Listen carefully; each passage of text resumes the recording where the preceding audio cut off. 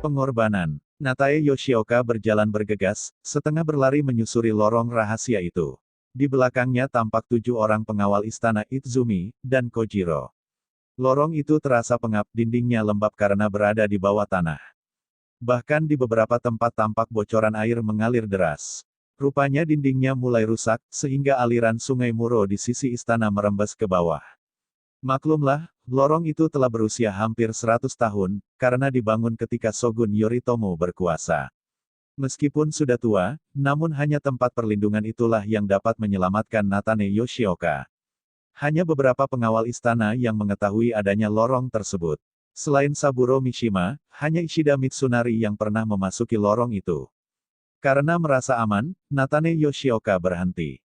Bagaimana kalau kita beristirahat dulu? Terserah Yang Mulia Yoshioka, jawab salah seorang pengawalnya. Aku capek. Izumi segera mendekati Yoshioka. Sebaiknya kita jangan berhenti, Yang Mulia. Sesudah menemukan jenazah Shogun Ashikaga, bukan mustahil mereka menemukan pintu lorong ini. Mereka bisa saja berada di belakang kita. Berapa jauh kita akan keluar dari lorong ini? Masih jauh. Berapa kira-kira jauhnya? Apa bedanya bagi Yang Mulia? Saya ingin mengetahuinya. Suami saya pernah menceritakan mengenai lorong ini, jauhnya kira-kira 30 mil. Yoshioka menukas karena terkejut. 30 mil. Benar, saya harus berjalan kaki sejauh 30 mil.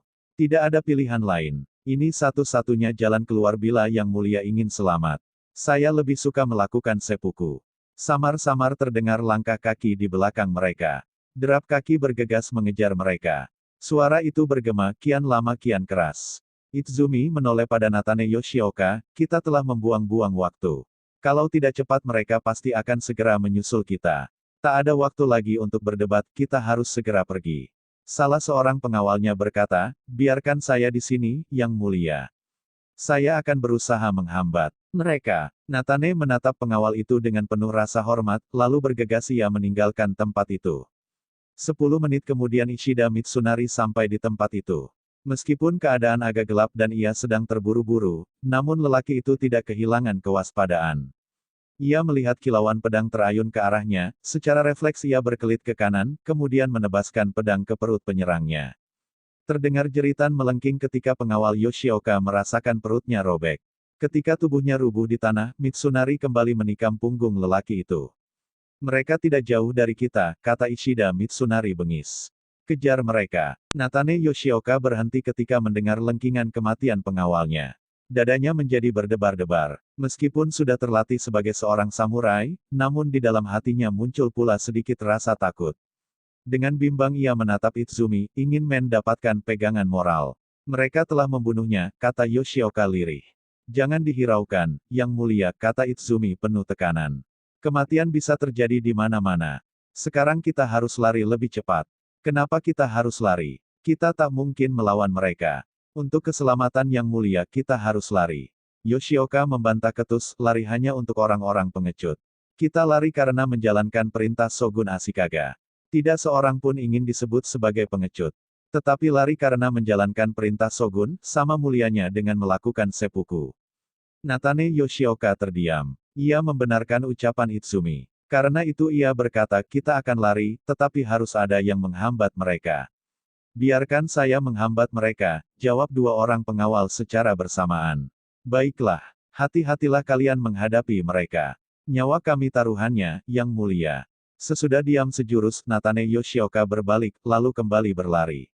Baru 5 menit ia meninggalkan tempat itu, Mitsunari muncul. Pertarungan pun terjadi. 2 pengawal itu dikepung 6 orang pengawal Mitsunari. Suara pedang beradu terdengar bergema di dalam lorong itu, namun tidak berlangsung lama, ke-6 samurai yang mengawal Mitsunari dengan mudah merobohkan lawan mereka. Saya pastikan mereka tidak jauh dari sini, kata Mitsunari pada pengawalnya.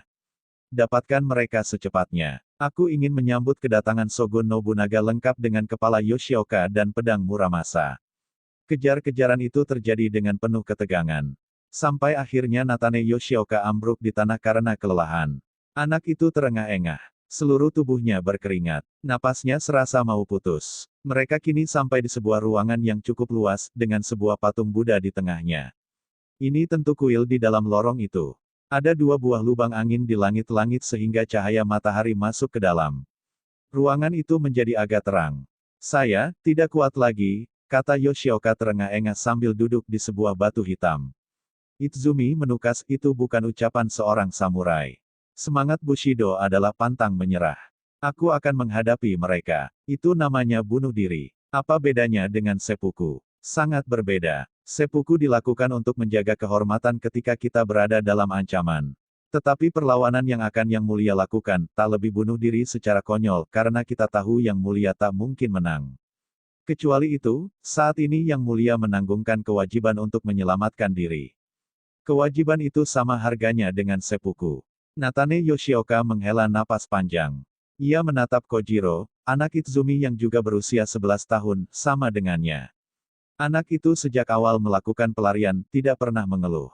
Wajahnya membeku, menahankan rasa lelah yang sudah pasti menggerogoti kekuatannya. Ia seorang calon samurai sejati. Baiklah, mari kita berangkat. Terlambat, tiba-tiba terdengar suara Ishida Mitsunari. Laki-laki itu muncul diiringi pengawalnya. Mereka langsung melakukan pengepungan. Natane berdiri dengan terperanjat. Ia melangkah mundur, sementara Izumi maju untuk melindunginya. Ishida Mitsunari, apa yang engkau lakukan dengan pengepungan ini? Izumi bertanya heran. Bukankah Shogun Ashikaga memerintahkan engkau melindungi putranya? Saya akan segera mengirimnya ke sorga, kata Mitsunari dingin.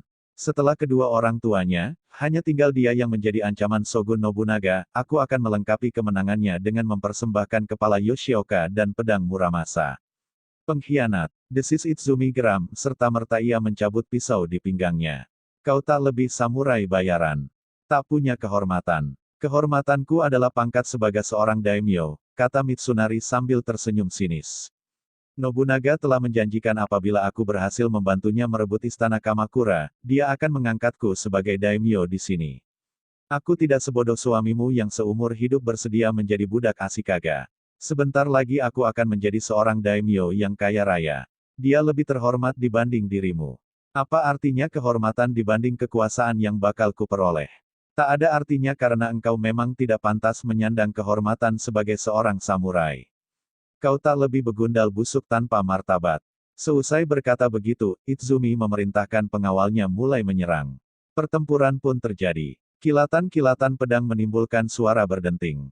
Bunga api berpijar setiap kali pedang mereka beradu. Namun dalam beberapa menit sudah terlihat siapa yang bakal memenangkan pertarungan itu. Pengawal Natane Yoshioka satu persatu rubuh dengan luka menganga di tubuhnya. Ketika semua pengawalnya telah binasa, Izumi bergerak mundur melindungi Natane Yoshioka dan anaknya. Kau harus membunuhku terlebih dulu sebelum membunuh mereka, kata Izumi dengan api kemarahan meluap-luap. Ishida Mitsunari melangkah ke depan, mendesak mereka ke dinding. Sambil tersenyum, laki-laki itu berkata, apa susahnya membunuhmu? Kalau begitu lakukanlah. Aku akan menikmati kemenanganku. Sesudah membunuhmu, aku akan membunuh anakmu. Baru sesudah itu aku akan memenggal kepala Yoshioka. Belum selesai Mitsunari bicara, tiba-tiba Izumi menyerang dengan pisau di tangannya. Laki-laki tersebut hanya sedikit berkelit, lalu dengan bengis mengayunkan pedang merobek punggung wanita itu. Izumi merasakan kepedihan menyeruak ke dalam tubuhnya, ia berbalik, dan ia melihat Mitsunari kembali mengayunkan pedang membelah tubuhnya. Ketika tubuh Izumi melayang sebelum ambruk ke tanah, Saburo Mishima muncul dari lorong yang gelap. Hanya sekilas ia melihat tubuh istrinya bermandikan darah, karena saat itu para samurai di ruangan itu telah menyerangnya. Kau benar-benar jahanam, teriak Mishima marah. Kau telah mengkhianati Shogun Ashikaga. Nobunaga akan mengangkatku sebagai daimyo Kamakura. Kau tak akan pernah mendapatkan kehormatan itu, kau terlalu rendah sebagai seorang samurai. Bungkam mulutnya. Pengawal Mitsunari segera bergerak menebas, tetapi kemarahan Mishima telah menjadikan kekuatannya berlipat ganda. Ia menangkis, kemudian berputar sambil menebas musuhnya. Seperti seekor banteng luka, lelaki itu menyerang musuhnya dengan penuh kemarahan. Satu persatu musuhnya tumbang dengan luka yang sangat dalam. Tidak lebih 10 menit, seluruh pengawal Mitsunari telah berhasil dibinasakan. Permainan pedangmu masih bagus, puji Mitsunari sambil berputar, siap menghadapi serangan. Saburo Mishima tidak menggubris pujian itu, ia kini menyilangkan pedangnya di depan mata secara horizontal, matanya yang tajam mengikuti setiap gerak kaki musuhnya. Ia tahu siapa yang tengah ia hadapi. Ishida Mitsunari adalah murid perguruan Yagyu yang sangat disegani. Dahulu lelaki itu hanya seorang sukyosa, samurai pengembara. Berkat permainan pedangnya ia akhirnya bisa menjadi pengawal Shogun Ashikaga. Tidak seorang pun meragukan kehebatan permainan pedangnya. Mitsunari menggenggam pedang dengan kedua tangannya ke samping kanan, pelan-pelan ia menggeser kaki ke kiri. Kedua matanya menatap tajam pada mata lawannya. Jurus, sabetan pedang pelangi, kata Mishima dalam hati. Rupanya ia ingin menebas leherku dengan jurus terhebat Yagyu. Saburo segera mengubah posisi, ia menggenggam pedang lurus di atas kepala. Ini adalah jurus pedang halilintar. Bila sabetan pedang pelangi mengutamakan kecepatan, sebaliknya, jurus pedang halilintar mempertaruhkan semua pada kekuatannya. Mereka bergerak perlahan, menghitung setiap inci gerakan lawan dengan teliti. Ketegangan kian memuncak. Natane Yoshioka dan Kojiro memperhatikan pertarungan itu dengan berdebar-debar. Tiba-tiba dengan raungan panjang, Mitsunari menyerbu lawan. Ia menebas leher Saburo, tetapi sebelum pedang mengenai sasaran, pedang Saburo telah menghantamnya, bunga api berpijar. Mitsunari berbalik sambil menebas perut lawan, kali ini Saburo mundur 2 langkah, kemudian melompat ke kanan sambil mengirimkan tikaman. Sekali lagi terdengar suara pedang beradu, kemudian mereka kembali memasang kuda-kuda. Kini Saburo Mishima yang menyerang, ia menikam dada musuh dengan kedua tangannya, Mitsunari berkelit sambil menebaskan pedang ke pinggang lawan. Mishima mencabut pisau kecil di pinggang untuk menangkis serangan itu. Lalu dengan kekuatan penuh ia membabat kepala musuhnya. Dengan kecepatan 1/10 detik Mitsunari menyadari serangan itu, namun ia terlambat menghindar, sabetan pedang Mishima mengenai wajahnya. Mata lelaki itu mengucurkan darah dengan luka memanjang hingga ke pipi. Pandangan Mitsunari menjadi kabur. Kecuali hanya mata sebelah kanan yang berfungsi, darah dan rasa pedih membuat lelaki itu sangat terganggu. Jahanam, rutuk Mitsunari menggeram. Dengan amarah meluap-luap lelaki itu kembali menyerang. Ia menyabetkan pedang dengan penuh nafsu. Serbuan itu membabi buta, sabetan pedangnya bagai taufan yang memburu kemanapun musuh menghindar. Saburo Mishima menyadari ia tidak boleh lengah. Sedetik saja ia lengah, maut akan menyergapnya. Meski telah terluka, namun serangan Mitsunari tetap berbahaya. Ingatannya melayang kembali ke perguruannya, saat itu ia menghadapi musuh yang sangat bernafsu mengalahkannya. Nafsu hanya dapat dikalahkan oleh kesabaran, kata gurunya ketika itu. Kau harus sabar menemukan titik lemah lawan. Hanya dengan kesabaran, jalan kemenangan akan terbuka. Saburo Mishima menghindar, melompat ke belakang, sementara Mitsunari terus memburunya. Lelaki tersebut seakan ingin segera menyudahi pertarungan itu. Saat Saburo berada di belakang tiang gua, Mitsunari menebas sekuat tenaga, tiang bambu itu terpotong menjadi 2.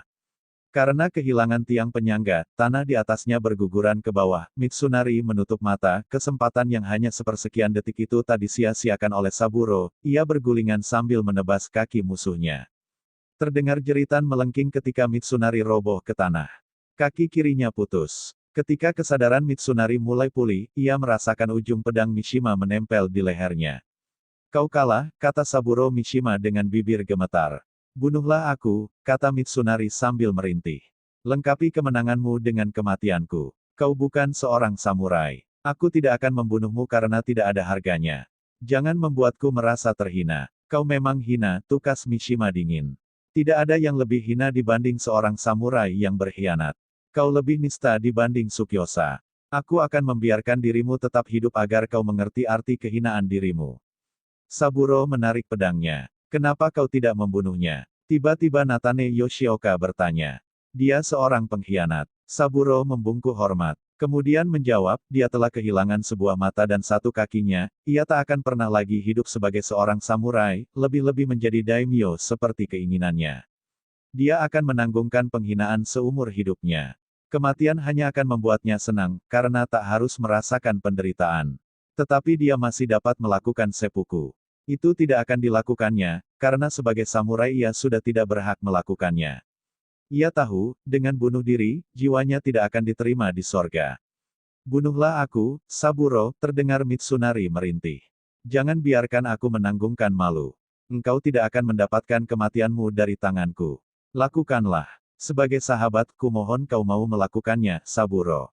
Kau sudah bukan sahabatku, Mitsunari. Musuh pun kau musuh yang paling hina. Saburo, penggallah kepalaku, kumohon. Saburo Mishima menatap dingin. Kemudian pelan-pelan ia mendekati jenazah istrinya. Dengan perasaan sedih ia mendekap wanita itu. Ia benamkan kepala istrinya ke dalam pelukannya. Ia merasakan seluruh tubuhnya bergetaran. Napasnya memburu. Jiwanya bergolak. Penuh berisi kepedihan, kemarahan, dan keharuan sekaligus. Ia tak menyangka istrinya berani menebus kesetiaannya kepada Ashikaga dengan nyawanya. Apa yang sekarang akan kita lakukan?